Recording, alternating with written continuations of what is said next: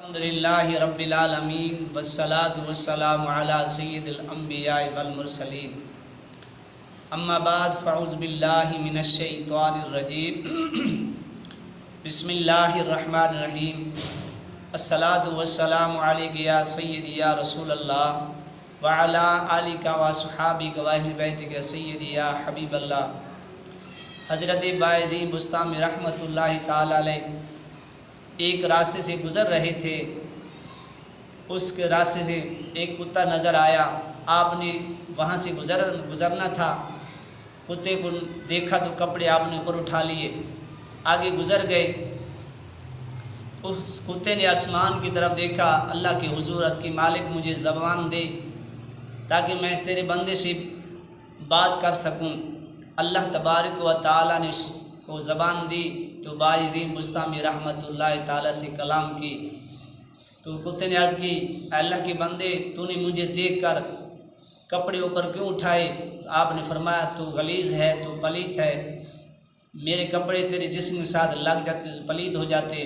कुत्ते ने अर्ज़ की, ठीक है, मैं गलीज़ हूँ, पलीत हूँ, अगर मेरा जिस्म गीला होता तो तेरे कपड़े लग जाते तो पानी के पाक हो जाते, साफ़ हो जाते, मगर आपने ज़हरी जिस्म तो पाक किया है, ज़हरी आपने आप को संवारा है, मगर तेरे अंदर जो कुत्ता खड़ा उसको क्यों नहीं पाक करता?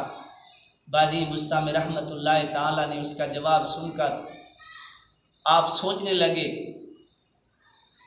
आपने फरमाया, कुछ अरसा आपके साथ मैं रहना चाहता हूँ, आपकी शागिर्दी हासिल करना चाहता हूँ, मगर कुत्ते ने अर्ज़ की, तेरी मेरी दोस्ती नहीं बन सकती, क्योंकि तू एक लालची इंसान है, कल के लिए माल जमा करता है कि कल आएगी फिर उसको इस्तेमाल करेंगे। मैं लालच नहीं करता, जो अल्लाह मुझे दे देता है मैं उसी टाइम खा लेता हूँ, कल के भरोसा अल्लाह की ज़ात पे रखता हूँ, इसलिए कि तेरी मेरी दोस्ती नहीं बन सकती। तू लालची है, मैं लालच नहीं रखता।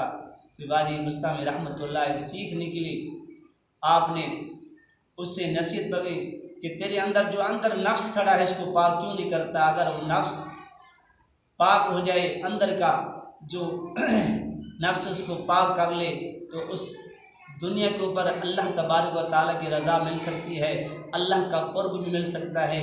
अल्लाह की याद में मसरूफ़ कर, हर वक्त अल्लाह का ज़िक्र कर, अल्लाह के महबूब का ज़िक्र कर, नमाज़ पढ़, कुरान पाक की तिलावत कर और हर वक्त उठते बैठते उस मालिक का नाम लेता रहे, ताकि तेरी दुनिया भी संवर जाए और आखिरत भी संवर जाए।